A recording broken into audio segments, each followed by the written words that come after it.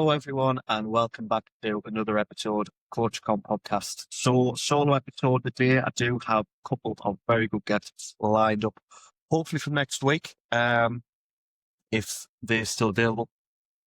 So, hopefully, the next 2 weeks are going to be with some guests, but we will see. So, today we are up to episode 18. 18 Mondays in a row, something that I've committed to for now since I think the end of July, possibly was, I think, the first one.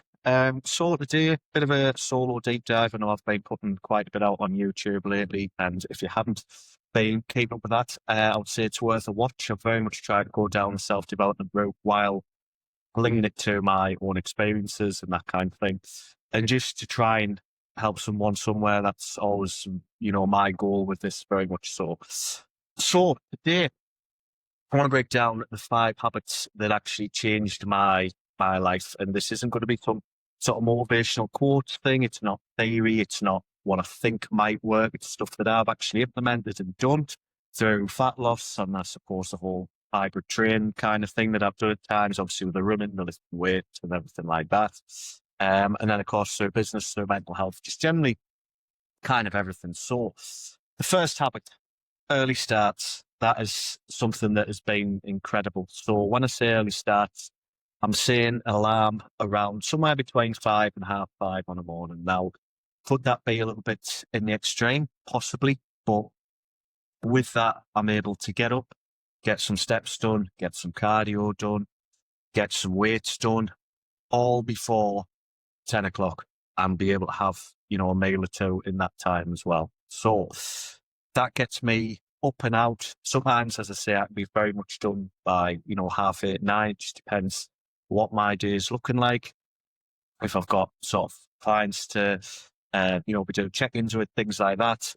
Sometimes my day might be get all that activity out of the way on the morning. So that'd be weights, cardio, steps, a meal in between as well, pre-training, a meal post-training. So essentially steps, meal, train, cardio, meal again. So by 11 o'clock is a lot of the time where I've gotten 10,000 steps done. I've got 35 minutes of cardio done, which is what I'm doing at the moment. And I've also got a weight session in. So that is very, very good. Sets me up for the day nicely. And then I can work essentially from 10 till 8, settle down for the night, go again the next day. Okay. So early starts are going to lead to getting you further along. So something that I used to do when I was working in a call center, my shift was a 12-8. And I think I've talked about this before in possibly not on the podcast, but other places with YouTube and so on. It's been the thing of I would set my day up with the gym early and then I would go to work. And if it was a poor day, if I was dealing with, customers, complaints, things like that, not having good conversations, then I would know that I've already set my day up right. Because for me, I was very much, emotional eater, binge eating, that kind of thing, and took a lot of comfort in food, which, as we know, that can destroy your physique. That can destroy goals, your mindset, aspirations, all that kind of thing, which just isn't good.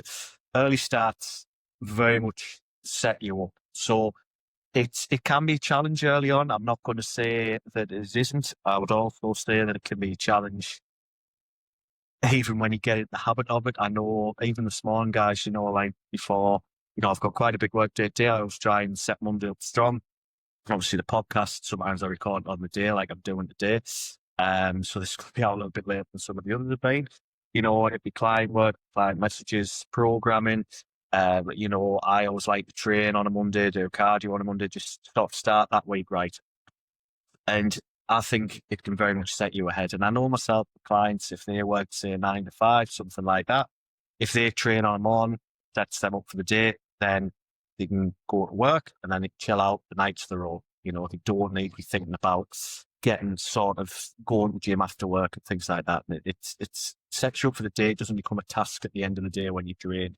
I've trained before and after work, and I always pick before because when I was doing manual labour, that was like my first proper job when I was about 17, 18, when I worked with my dad. I went to the gym after work. He dropped us off at the gym after we'd done our shift, and if I'd had a long day, I knew that my energy was kind of gone by the time I was going to the gym on a night, which just isn't kind of that productive. We're not going to have the best of sessions with that, preferring that failed to work. So with that, this leads into something I'm going to talk about, something that, a couple of guys have talked about in the podcast already. So when we had Keefe on, talking about it, Ant's talking about it, Helmy last week was very great about this and talking about standards. So standards across the board. So, examples, that I've written down here is just having things like structured mornings. So like I've touched on there, having things like your first alarm, you're not hit the snooze, set regular gym times. I appreciate, things can pop up in terms of maybe shifts or overtime, things like that. Life commitments, especially this time of year. Christmas shopping, getting the Christmas tree, stuff like that, like I'm doing at the end of the month, all that kind of stuff creeps in. Life happens. At the same time, I know that 99.9% of people that listen to this are not full-time athletes. So it's the thing that of making your eating not being done by emotion, getting out and getting the gym in when you're tired. I know me this morning, for some reason, just a poor morning in terms of mood, tiredness, even though I've been sleeping okay. And then when I'm out hitting my steps by sort of 6 o'clock in the morning, it's not great. The one thing I'd say is make sure we're eating like adults, make sure that we're taking controlled portions, that kind of thing. And I think the one thing that's helped me, that we'll get into a little bit more, is doing my steps every day has been the non-negotiable, getting that done and just burning a fair few calories just with not using that much energy. It's very, very useful. So something as well, I like to talk about is, as you might notice, is discipline. Something that can be built over time. So I'm not sort of again one of these in the extremes. I'm like, a long morning routine and that kind of thing. But some things that I've implemented that help, and I know with clients it's helped. So things like the sauna sessions helps with mental reset, helps with recovery, relaxation. Very, very good. Alongside cold plunge for a little bit of contrast therapy. And I've found that with the cold plunge, it very much helps sort of as well in terms of emotional regulation. So what I mean by that is improved mood, and then just very good for stress and anxiety, that kind of thing. And don't get me wrong, these two things are a little bit uncomfortable at first. You can learn, enjoy them a little bit, but it can be a little bit of a task, can be, obviously taking time, but it's worth doing if you've got access to it. Okay.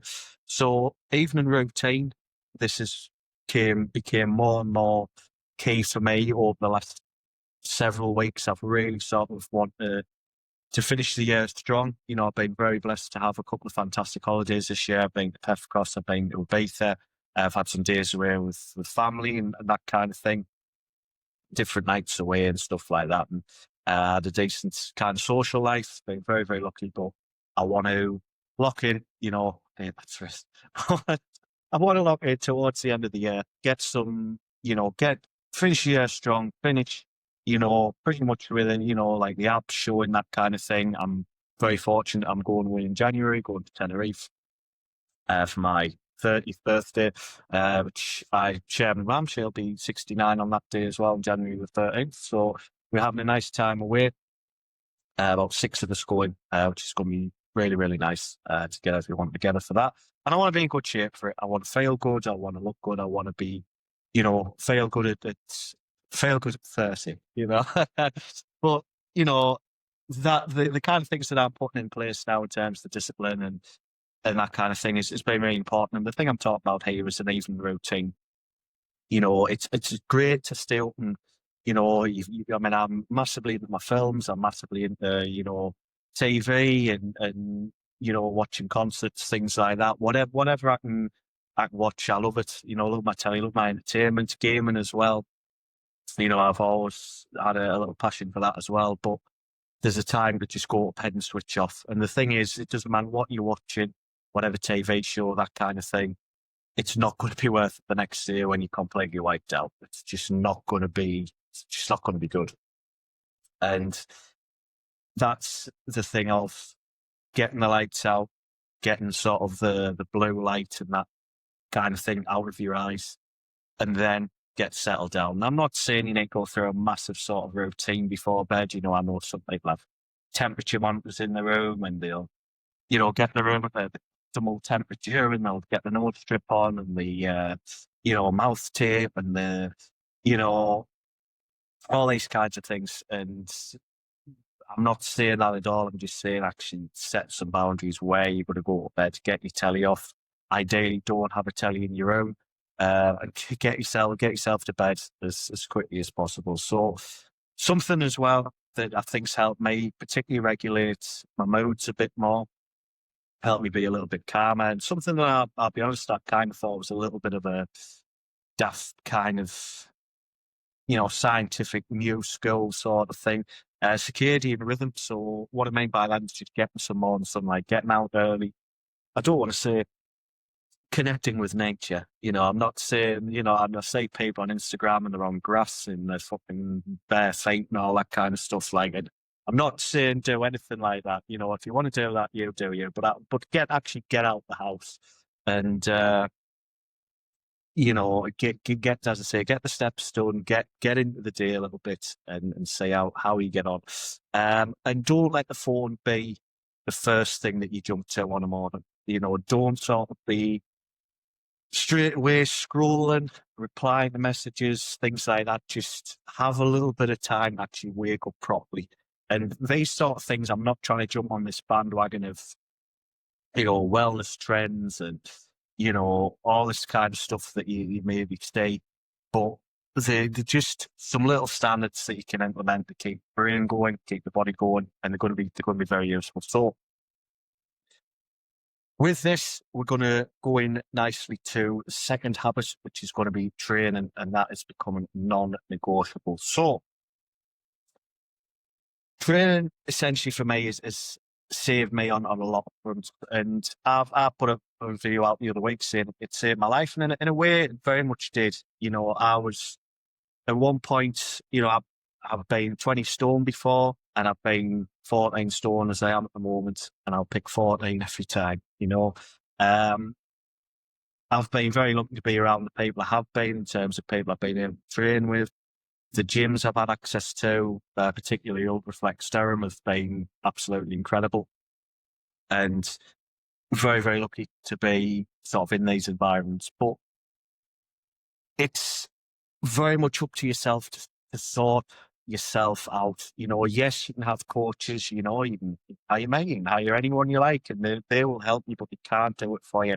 I've had some fabulous clients over the years. I'm very lucky that I work with a few at the moment that are absolutely brilliant. I wish I could make clones of several of them because they're absolute operators. They're brilliant.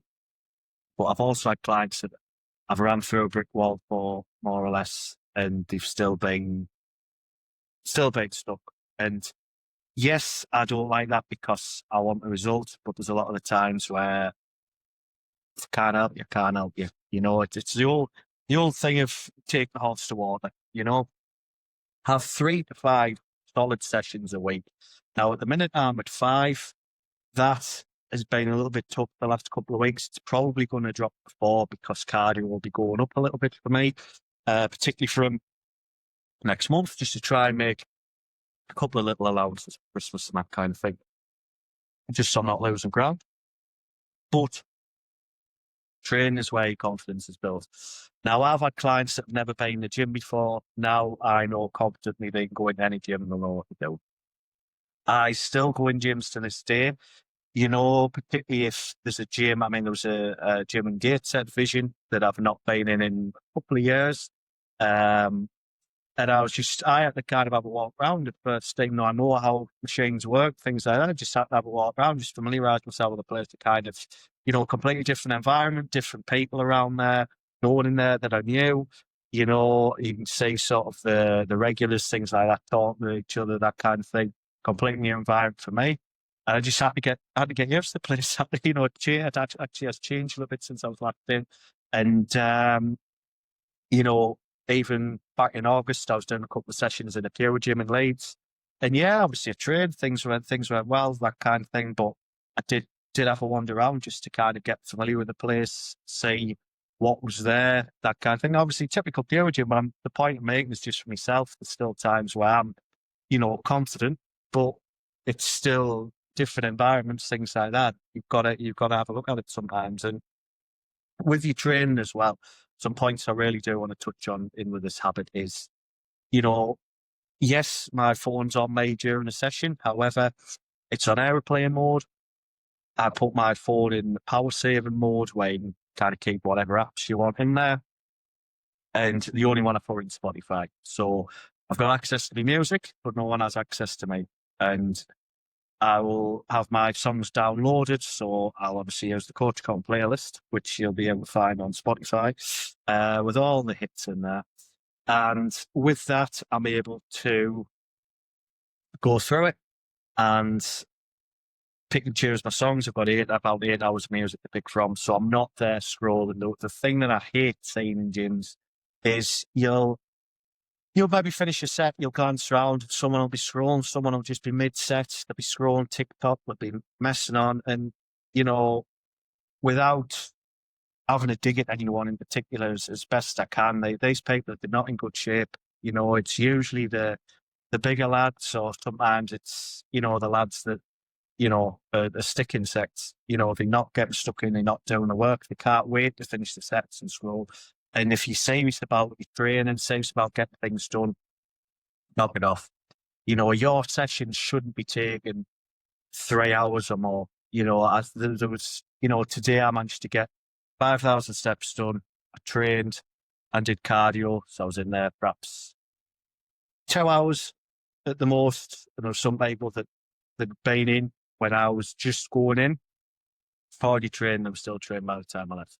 And it wasn't because they were actually trained, it's because they've had the distractions, they've had the scroll, they've been on the phone, they've been socialising a bit too much. We're in the gym to work, in there to train. That's what creates the best environments. The best gyms that I've been in is where things like that pretty much not happening in terms of distractions from your training. That's why you can go in and have a brilliant session inside an hour. If you're on your own, maybe if you train with someone, might take you a little longer. Obviously waiting for people to do the sets, things like that. Maybe rest time goes up, but with that, because you train with someone, your intensity should be going up as well. They should be helping you, pushing you, getting you with the negative reps, the force reps, that kind of thing, to help you and help them get that next level. So into the third habit. So I did touch on this briefly, but again, the 10,000 steps every day. And now I know that's not possible for some people, but I think we can all commit to 6,000 or more a day. You can get that more or less just walking around the house, like 6,000 steps, even at a slow pace, is an hour's walking.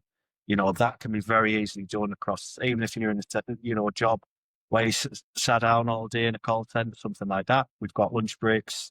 You probably got a separate break on the afternoon, that kind of thing. It can get done. Park your car a little bit further away from the door, take the stairs instead of the lift. It's very easily done. And with this, I've noticed in myself, steps have helped me massively with mood, hunger, certainly digestion. So when I talk about digestion, I mean having a meal, having a couple of minutes just to let it sit, and then getting yourself a walk 5 to 15 minutes, something like that. Very much helps you digest the food. I think it's helped a little bit in terms of, it's not, food hasn't sat as heavy on me, things like that. I've not sort of felt bloated, that kind of thing, because immediately that food's kind of getting used and pushed down the body a little bit. So it's helped me a lot as well in the hard spaces in terms of, things like fat loss, as I'm doing at the moment, the business side of things as well. Just if any stress, go and take a walk, get a bit of fresh air, that kind of thing. It can be a bit difficult this time of year, but get your coat on, it's not that difficult. It's easy, free, and does clear your head. And there's clients that I've had that, I'm not saying everyone can necessarily do this. Some people like me might need a little bit more, actual direct cardio, but I've seen some fantastic transformations just off steps alone, and some weights, some steps. Fantastic. Golden ticket, certainly. So, habit 4. This is where probably going to get a little bit deeper. This might be a little bit longer, but just being honest with myself, being honest with yourself. This is where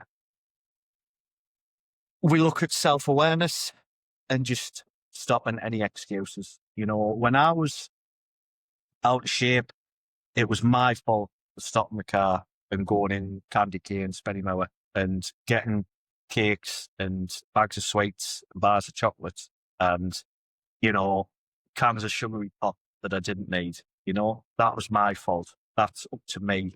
You know, no one threatened me and said, you must go in there and buy the cake and eat it, you know? Because the thing is, if you're anything like me, and I know there's quite a few people that I've talked to like this, and it's a thing of where you'll always buy a little bit more than you need, you know? And I used to do that. So what happened? Because obviously I hate wasting food, full stop, but that means it drags on to the second day, might go into the third day, you know what I mean? So with that, it's the thing of stopping the excuse. So if you're fat at the moment, if you're where I was, maybe you're 20 stone, maybe more, you know, it's what choices are you making that is still keeping you there? All right. You know, maybe you make some good choices. Maybe you're getting in the gym. Maybe you're making a good go of things. Maybe you are hitting your steps every day. Then fantastic. You're moving forward. You're on the right path. This isn't for you. But if you're still finding yourself falling off the wagon a little bit, you maybe lying yourself a little bit, thinking, oh, you know, I am doing well, but realistically, it's maybe only a few days out the week that you're on it, and then the rest of the time you're spoiling it, then you're not going to move forward, you know, and don't be the guy like I used to be where you're saying, oh, I'll just try again next Monday, or I'll start next Monday. You know, I'll start after Christmas, I'll start in the new year, you know, become brutally honest about your behaviour. And I'm not saying be nasty to yourself. I'm not saying call yourself names or sign yourself up that way, you know, but remove emotion from it. Now, this is something that I don't think we touched on the podcast, but this is, I might have done, but anyway, this is from Helmy. So when I've talked to him, he's talked about remove like emotion, you know, are you reacting on emotion, or are you, you know, reacting, you know, is it things like impulse, that kind of thing, you know, look at things logically. You know, if we want to get in shape, if we want to drop body fat, you know, what decisions would someone in shape make? So I'll be honest, me, at the time of doing this podcast at 5 to 2 on a Monday afternoon, 3 meals in, I've got a snack, essentially 2 snacks to go. I've had my 3 cocktails, I'm going to have 2 snacks. Later, I'm going to have a shake. And then tonight, probably be a Halo Top ice cream and a little bit of fruit I've already had. You know, some fruit earlier today. I've had my pasta, I've had my mince, I've had my Greek yogurt, protein already. So I'm on a solid day, hit about 2,000 calories, which is training day target, while having a couple of treats in there. As I'm doing this at the moment, I would starving. You know, but to the standard that I want to get to, for the standard that I want to show on here, talk about on here, show on Instagram, show clients what's possible, inspire people, that I know that I need to be going through this a little bit at the moment. I shouldn't be dropping body fat and being really full all the time. You know, that's just not really how things work.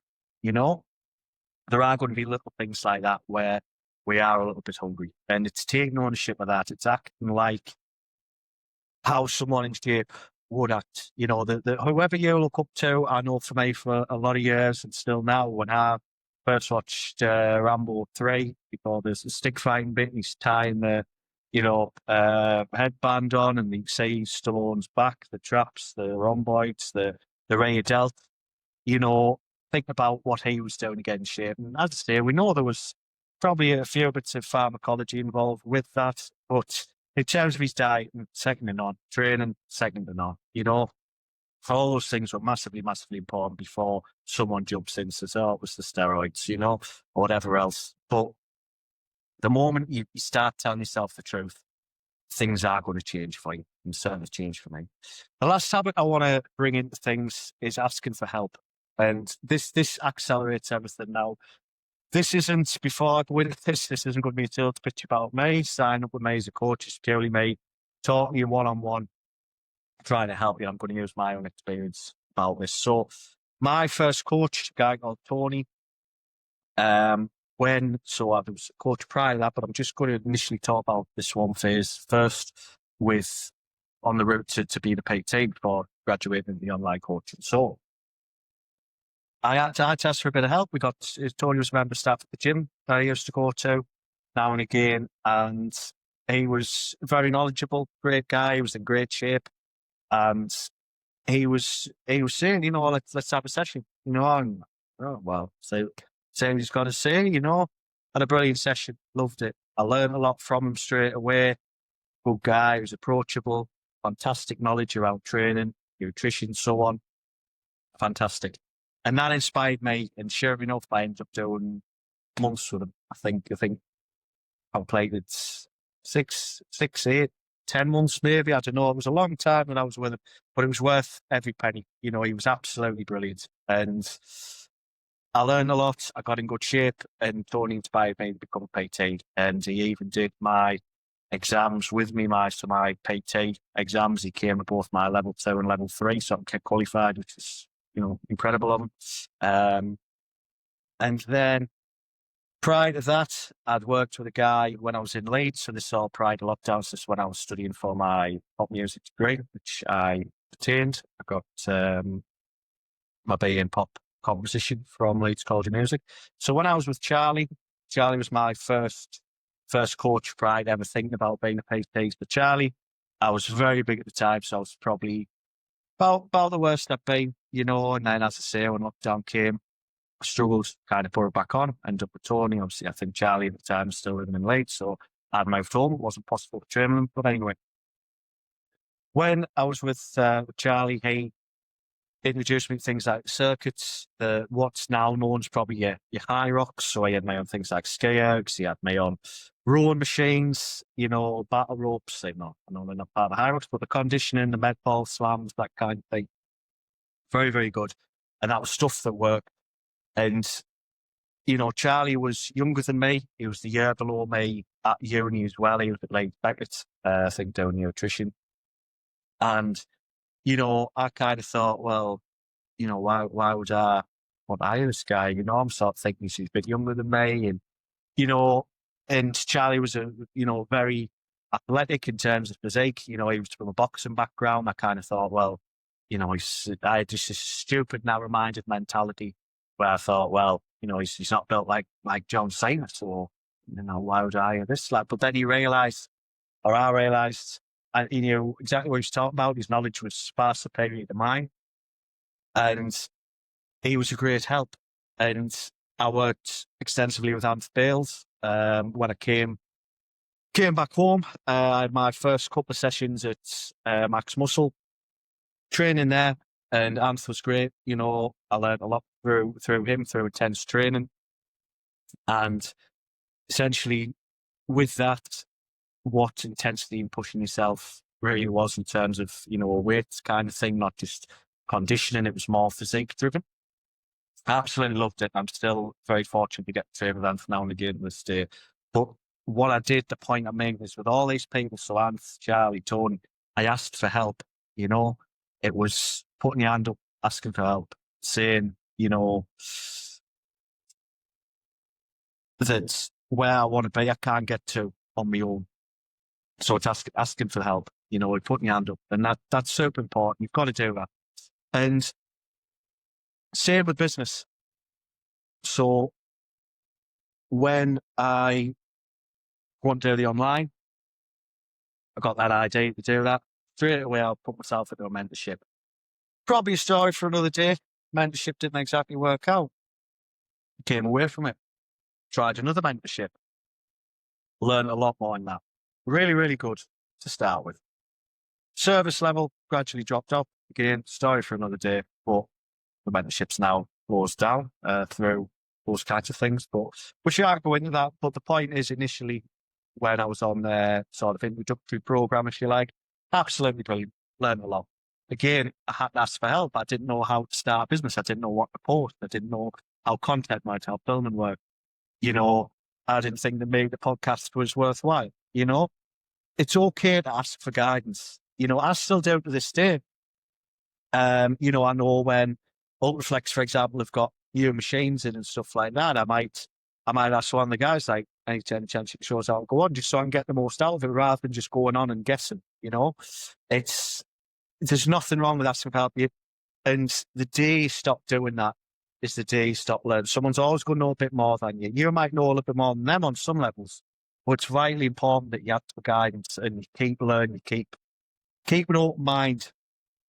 And my clients have always achieved very good things when they've come to me, when they've stuck to the plan, when they've stopped guessing, when they've had plans, things that's worked for them. No one becomes their best self on their own. Not me, not you. We all need a bit of help. There's nothing wrong with that. This habit will accelerate everything.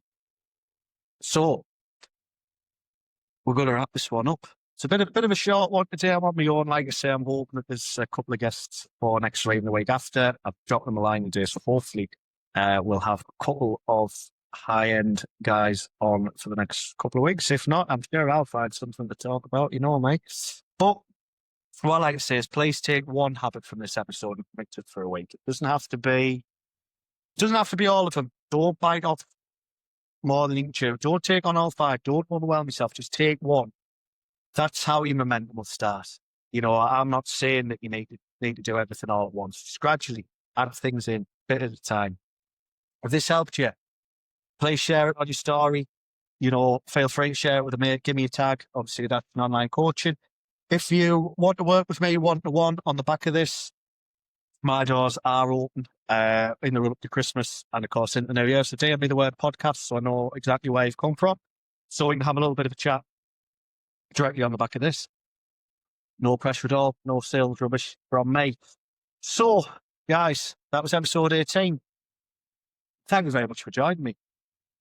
It's been emotional. I hope you enjoyed it. I look forward to seeing you next week in number 19. God bless you. Take care. See you soon. Bye-bye.